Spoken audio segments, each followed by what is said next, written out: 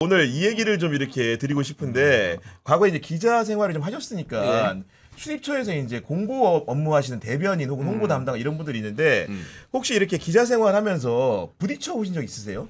뭐 약간의 뭐 긴장 관계 같은 게 있죠. 네. 이게 저 때는 굉장히 오래 전인데 이제 노무현 정부 때 그때 이제 취재 선진화 방안 뭐 이런 걸로 기자실이 없어지고 이제 브리핑룸이 됐는데 저는 그 큰 방향은 맞다라고 보는데 그게 이제 기자단하고 큰 상의가 없이 일방적으로 진행이 좀 되다 보니까. 쫓아내고 뭐 이렇게 막 해가 공사가 돼가지고 막 부딪혀 본 적도 있고 뭐 그랬습니다. 예, 옛날에 예. 우리 그 사실은 그 신인규 대표 같은 경우에는 정당에서 이제 공보 활동도 해봤는데 기자들이 가끔 이렇게 기사 쓴 거 가지고 사실관계를 다툰다거나 좀 이렇게 언성 높아질 때도 있긴 있잖아요. 뭐 이제 묘한 신경전은 늘 있죠. 네. 이제 정당에서 일을 한다 그러면은 또 당에서 어느 정도 정리된 입장만을 또 줄 수밖에 없는 것이고 또 기자들은 하나라도 더 이제 알아가서 또 뭐 단독 보도든지 뭐 이런 걸 좀 해야 되니까 그런 묘한 이제 좀 긴장감, 신경전은 늘 있었고 근데 저는 그때 대변인을 제가 한 1년 정도 했는데 굉장히 기자분들하고 잘 지냈습니다. 그러니까 뭐 이렇게 뭐 트러블이 있을 법한 상황도 굳이 그런 걸 만들 필요는 없고 또 잘 이렇게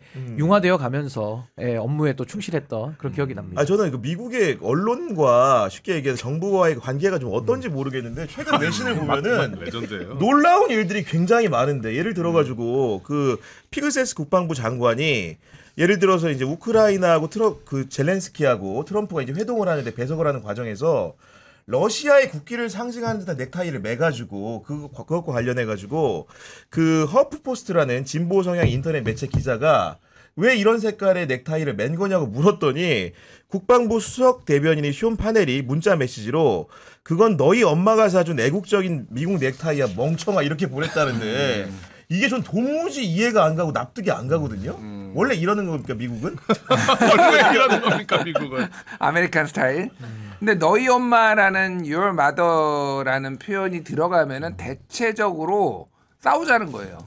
미국에서는 예, 그러니까 이제 가족 비하라는 거예요. 그러니까 이게 약간 성적인 뭐 그런 비속어하고도 많이 연결되고 맞아요. your 네. mother 뭐 이렇게 뭐 어쩌고 저쩌고 하면은 그래서 이게 저는 기사를 보고 깜짝 놀랐습니다. 그러니까 이게 가능한 일인가 이게? 그러니까 가능한 일인가? 그런데 가능한 일이니까 무슨 얘기냐면은 트럼프가 어떤 언론관을 보이고 있고 어떤 태도를 보이고 있는지가 모든 공직자들한테 감염이 됐다. 트럼프가 그렇게 하고 트럼프가 하는데 문제가 없으니까 그런 사람들이 이렇게 언론을 적대시하면서 해도 그러니까 경질이 될 만한 사안인데 트럼프가 본인이 그렇게 하는데 어떻게 경질하겠어요. 그러니까 그냥 하는 거예요. 그리고 우리나라에서는 만약에 기자들한테 이런 상황이 있었다고 한다면은 기자들끼리 합심을 해가지고 공보관을 교체해 달라거나 그런 정도의 수준의 상황으로 보이는데 이 기자가 이제 이 일만 겪은 게 아니고 같은 기자가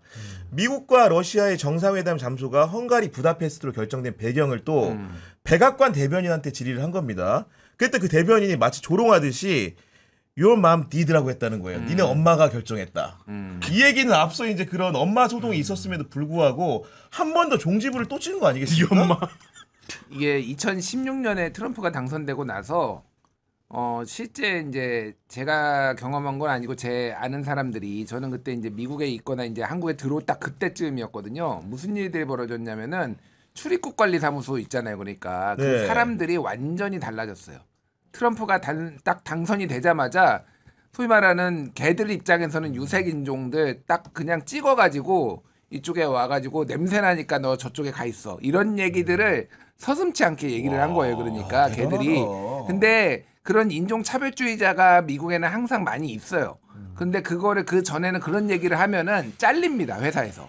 그러니까 얘기를 안 하는데 트럼프가 인종차별적인 얘기를 하고 막 그러니까 대통령이 하는데 뭐가 하면서 그게 잠재되어 있던 게 다 폭발한 거예요. 그러니까 그런 식으로 이게 그러니까 한 사회가 타락하는데 망가지는데 미국이 얼마나 그러니까 대통령이 얼마나 최고 지도가 얼마나 큰 역할을 하는지를 보여주는 거니까 이렇게 해도 되니까 그 유명한 미생의 그 얘기가 나오잖아요.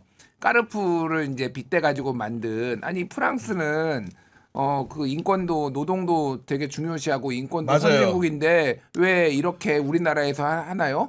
이 나라에서는 그렇게 해도 되니까. 뭐 그렇게 한 거예요. 그러니까 그 나라의 법과 제도에 맞게 그렇게 변하는 것처럼 좀 미국이 완전히 망가지고 있다 지금. 예. 수환 씨는 만약에 이제 기자라고 가정을 하고 이런 상황을 마주하게 된다면 어떻게 대응할 것 같습니까? 만약에 대변인 저한테 네 엄마 이래. 그럼 니네 아빠는 하고 나 바로 문자 바로 반박 문자. 패드립으로 받아칩니다. 저는. 해보자는 거구나 하고 저는 바로 받아칩니다. 저 같은 경우에는 만약 이런다고 한다면은 정말로 이 면전에서 삿대질하면서 크게 싸울 것 같은데. 그렇죠. 아니 근데 이게 네. 이게 제가 다른 뉴스도 보니까 미국이 전반적으로 얘기해 주신 것처럼 분위기가 내려가는 게 국방부에서도 미국 국방부 허가 그 보도 지침을 내려가지고 보도 지침까지 30여 곳이 빼버렸어. 출입증 반납하고 생방송 시설 다 철거하고 보이콧을 했어요. 그리고 나서 지금 물갈이를 했거든요. 미국 국방부는. 그러니까 분위기가 쭉 내려가는 것 같더라고 이게. 실제로 이제 트럼프 대통령 2기 집권한 이후에 언론사를 상대로 지금 소송도 늘려가고 있거든요. 그러면서 자기와 관련된 편파 보도를 하고 왜곡 보도를 했다는 이유로 소송을 다 제기했고 그 방송사들이 결국은 싸워봐야 승산이 없다고 생각을 했는 건지 중간에 합의를 하는데 그 합의금이 214억 원. 229억 원 막 이래요. 이런 나라 사실은 미국이란 나라가 그치. 자유의 국가로 우리가 알고 있는데 그러니까 이제 굉장히 일적입니다. 미국이 이제 많이 망가졌다라는 평가를 받고 있고 사실은 C급 밑에는 C급 이하가 모이는 거고 이제 F 밑에는 또 F가 그렇죠. 모이는 거라는 생각이 좀 드는데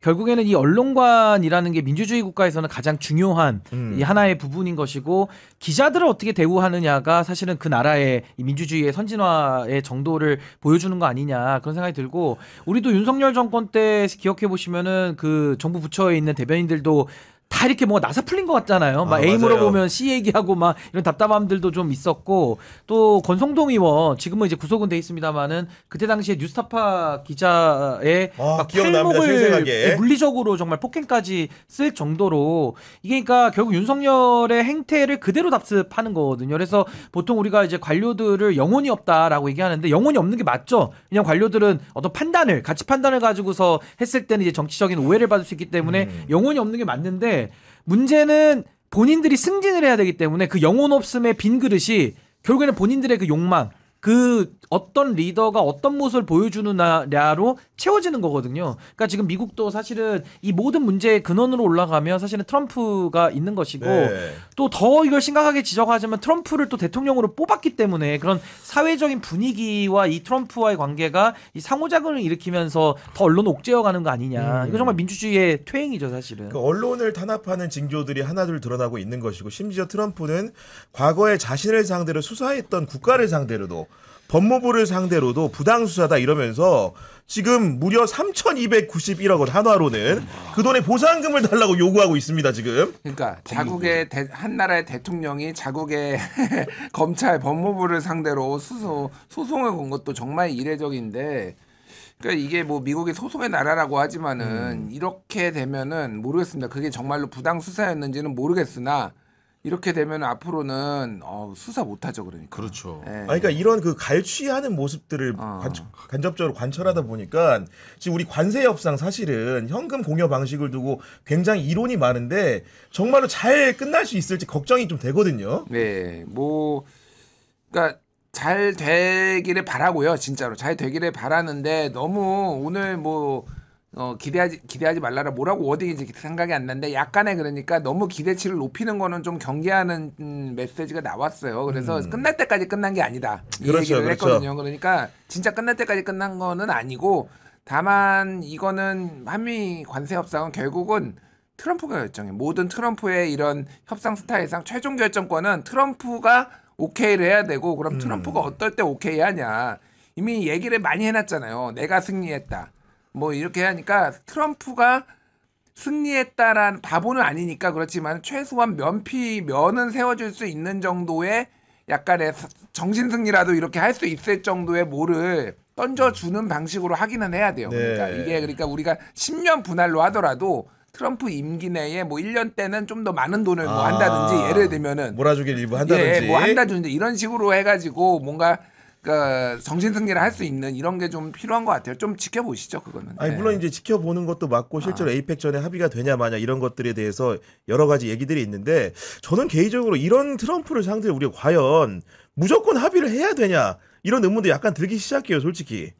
어떻습니까, 신인규 아니, 대표는? 당연하죠. 그건 대한민국 국익을 놓고 우리가 지금 이 관세 협상도 임하는 건데 뭐 트럼프의 방식이 워낙 이상하니까 그건 뭐 더 지적할 필요 없을 것 같고 또 우리한테만 이상하게 하는 게 아니라 보편적으로 지금 이상하게 하고 있기 때문에 이건 어떻게 보면 전 세계가 지금 이 트럼프로부터 촉발된 그 고통을 다 같이 좀 감수하고 있는 거 아니냐 싶은데 저는 여기서 중요한 게 미국이 그동안에 뭐 초강대국 그다음에 이제 G2로 지금 중국과의 경쟁 관계로 들어왔잖아요.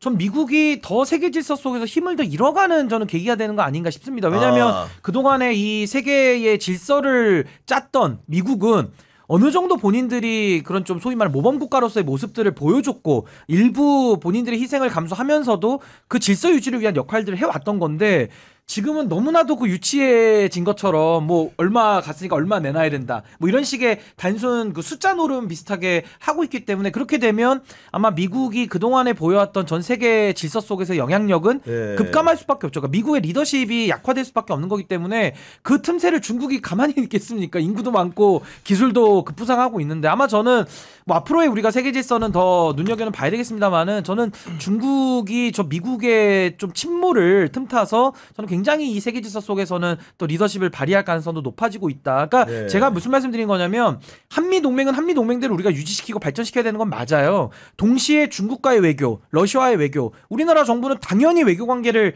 잘 맺어나가야 되는 그렇죠. 거거든요. 그러니까 저는 여기서 우리가 이 다변화된 세계 질서 속에서 앞으로 우리가 어떻게 자주적으로 그럼 대한민국이 좀 이 활로를 찾아 나갈 것이냐, 네. 전 그 부분을 좀 깊이 있게 고민을 해야 된다라는 생각이 듭니다. 마지막으로는 이상경 국토부 1차관 얘기를 안 할 수가 없는데 사실은 11호 부동산 대책이 굉장히 중요한 발표였고 그러면 사실은 매사 신중하게 당국자면 발언을 했어야 되는데 한 유튜브 방송에 출연해가지고 집값이 안정되면 그때 집을 사면 된다 이렇게 말해가지고 논란을 어마어마하게 키웠습니다 지금. 그러니까 이제 선의로 좀 최대한 해석을 하면은 이런 거죠. 이제 정부에서 부동산 대책을 내놨는데 이게 뭐 일부 이제 불편하신 분들이 있지만은 이거는 지금 부동산이 너무 과열됐으니 일단은 이거를 좀 가격을 잡고 그 이후에 지금 대체제로서 재산을 증식할 수 있는 대체제로서 주식이나 이런 게 있으니 여기에서 투자를 해서 돈을 좀 개인적으로 벌면은 우리가 주식을 그러니까 집값을 안정시킬 테니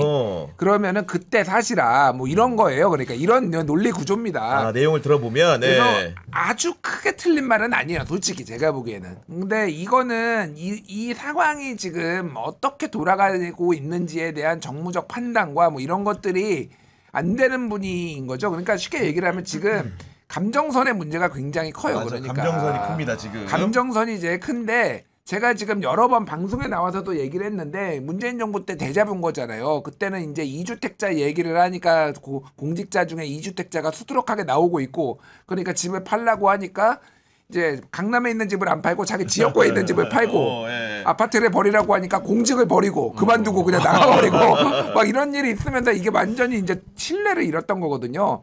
이런 얘기를 어디 나와서 하려고 하면은 본인이 갭 투자를 안 하는 사람이 나와야 돼요. 기본적으로. 맞아요. 그러니까 이거 뻔히 보이잖아요. 찾으면 바로 나오는데. 바로 나오는데. 그러니까 뻔히 보이는데 이게 그러니까 대통령도 이렇게 잘 나가서 설명해라 뭐 이렇게 얘기했을 거 아니에요. 그러니까 내가 국토부 1차관이니까 좀 나가가지고 무슨 부익남 부동산 네. 있는 나냐 맞아요. 오늘 내가 뭐 나왔어요. 유튜브에 예. 나와가지고 지금 이상한 소리 한 거예요. 그러니까 아주 지금 뭐 다 아시겠지만 아주 진지하게 얘기하는데 자기 부동산 가지고 갭투자 하신 분들은 짱 박혀 있어라 그냥 지금 나오지 말고 아무데도 나오지 마 아무 말도 하지 마 뻥끗도 하지 마 그냥 짱 박혀 있어 그냥 그거 한 명 한 명 나올 때마다 또 내로남불 얘기 나오고 그럴 거 아닙니까 열받습니다 사람들. 그러니까 이게 그 경남 성남시에 있는 백현동 아파트인데 전세 14.8억 원을 끼고 34.5억 원에 샀다는 거고 그리고 이 아파트가 최근에 이제 또 많이 올라가서 40억을 호가가 이렇게 되다 보니까 작년 7월이야 심지어 이게 먼 것도 아니야 이게. 아니, 그러다 보니까 사람들이 이제 이입이 되는 거죠. 그럼 너는 사고 나는 안 되네. 이렇게 하니까 분노를 많이 불러온 거 그러네. 아니겠습니까? 그러니까 저는 우리가 이 사안을 마주 대할 때 전 사회적 합의가 먼저 있어야 된다고 봐요. 전세 끼고 빚 다 땡겨가지고 고급 주택들 이제 산다. 결국 이제 좋은 주택 올릴 주택 사는 거 아닙니까? 그러면서 이제 투기 수요가 몰리니까 또 부동산 값이 올라가. 그러니까 실소유자들은 집을 살 수가 없어. 이 악순환. 그러니까 저는 영끌 갭 투기는 우리가 사회에서 용인할 거냐 말 거냐를 정해야 되는데 전 용인이 안 된다는 입장이거든요. 저도 안 된다는 예, 입장이에요. 안 된다는 사실은. 입장이고 그 합의를 우리가 해야 돼요. 근데 지금 문제는 합의는 지금 했는데 그동안에 그렇게 해서 올려온 사람들이 있잖아요. 그럼 그런 사람들에 대해서는 저는 딴 건 다 모르겠어요. 근데 최소한 이상경 차관은 전 부동산 정책은 해서는 안 된다고 봅니다. 그러니까 맞아요. 지금 부동산 정책이 얼마나 정권 차원에서 사활을 걸고 하고 있고 또 이것도 사실은 가수요. 그러니까 지금은 뭐 집 있는 사람 없는 사람 뭐 다 그냥 자산 시장으로 몰리다 보니까 사실은 코스피가 좋아진 게 얼마 안 됐잖아요. 네. 이 물줄기를 어마어마한 걸 틀고 있는 과정이거든요. 근데 거기에 대해 가지고 실제 본인이 영끌 갭투기를 한 사람이 나와가지고 정책을 설명을 해. 그 앞으로는 집값 떨어지면 사세요. 그러면은 바로 메신저에 대한 공격이 들어올 수밖에 없는 그 이력을 가지고 있는 분이잖아요. 근데 국민들이 갖고 있는 가장 큰 불신, 부동산 불패, 신화.